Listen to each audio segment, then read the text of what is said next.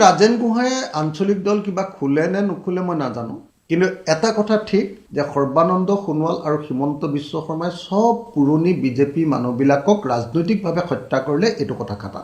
ৰাজেন গোহাঁই ডাঙৰীয়াই যিটো কৈছে যে এজিপিৰ পৰা আহি সৰ্বানন্দ সোণোৱালে এজিপিৰ মানুহবিলাকক সোমাই পুৰণি বিজেপিৰ মানুহবিলাকক অপ্ৰাসংগিক কৰিলে। সৰ্বানন্দ সোণোৱালৰ দিনততো অলপ চলপ পুৰণি বিজেপি কৰ্মীবিলাকৰ মিনিমাম কিবা এটা অধিকাৰ, মিনিমাম কিবা এটা সন্মান আছিলে। কিন্তু হিমন্ত বিশ্ব শৰ্মা যেতিয়া কংগ্ৰেছৰ পৰা আহিলে গোটেই কংগ্ৰেছৰ বাহিনীটোৱেতো গোটেই বিজেপিটো দখল কৰি ল'লে। বিজেপি দলটো আৰু এতিয়া বিজেপি বা ভাৰতীয় জনতা পাৰ্টি নহয়, আজিৰ দিনত HBH কোম্পানী প্ৰাইভেট লিমিটেডৰ বাহিৰে আন একো নহয়।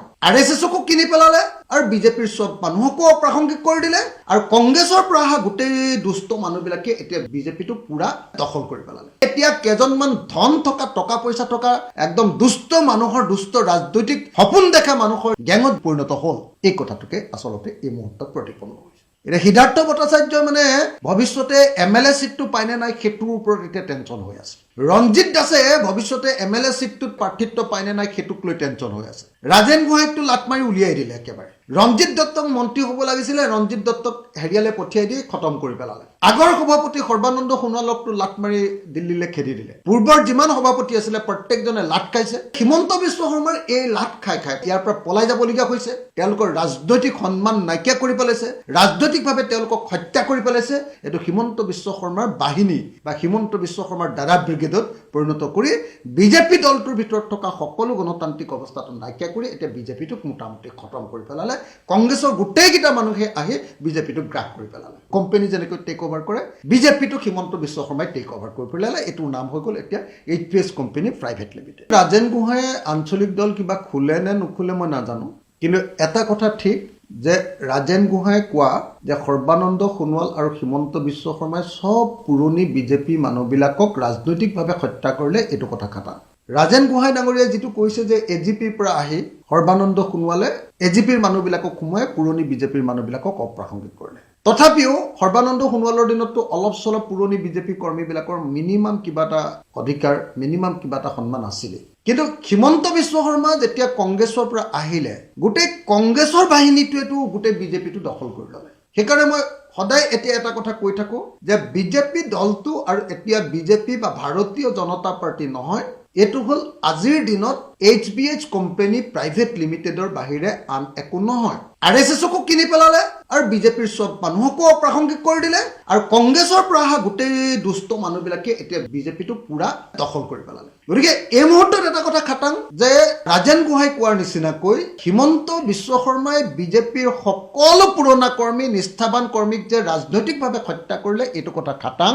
হিমন্ত বিশ্ব শৰ্মাই যে বিজেপিটোক এতিয়া HBH company private limited, Himanta Biswa Sarma company private লিমিটেডত পৰিণত কৰিলে। ইয়াত যে কোনো গণতান্ত্ৰিক ব্যৱস্থা নাই, ইয়াত যে কোনো দলীয় কৰ্মীৰ কোনো স্বাধীনতা, কোনো স্বাধিকাৰ, কোনো স্বাভিমান ৰক্ষা কৰাৰ অৱস্থা এটা নাই।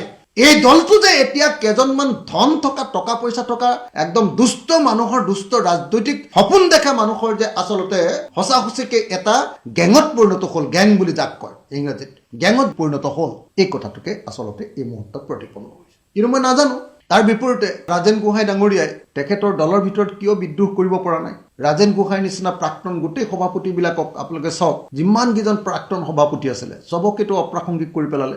ৰাজেন গোহাঁইক অপ্ৰাসংগিক কৰিলে, তাৰপিছত ৰঞ্জিত দত্তক অপ্ৰাসংগিক কৰিলে, তাৰপিছততো হেৰিয়াক মাৰি পেলোৱাৰ নিচিনা ৰাজনৈতিকভাৱে যিজনে আচলতে বিজেপিলে হিমন্ত বিশ্ব শৰ্মাক আনিছিলে, আমাৰ সিদ্ধাৰ্থ ভট্টাচাৰ্য, তেওঁক অপ্ৰাসংগিক কৰি পেলালে। মানে এজনো মানুহ নাই যিবিলাকে বিজেপিটো গঢ়ি তুলিছিলে, তেওঁলোকক সন্মান কৰা এতিয়া মানে বিজেপি দলত কোনো লিডাৰেই নাই। এতিয়া গোটেই পুৰণি যিমানবিলাক সভাপতি আছিলে, ৰঞ্জিত দাস, ৰঞ্জিত দত্ত, সিদ্ধাৰ্থ ভট্টাচাৰ্য, ৰাজেন গোহাঁই, যিমানবিলাক সভাপতি আছিলে চবকে পলিটিকেল মাৰ্ডাৰ কৰি দিলে। এতিয়া সিদ্ধাৰ্থ ভট্টাচাৰ্যই মানে ভৱিষ্যতে MLA চিটটো পায়নে নাই সেইটোৰ ওপৰত এতিয়া টেনশ্যন হৈ আছে।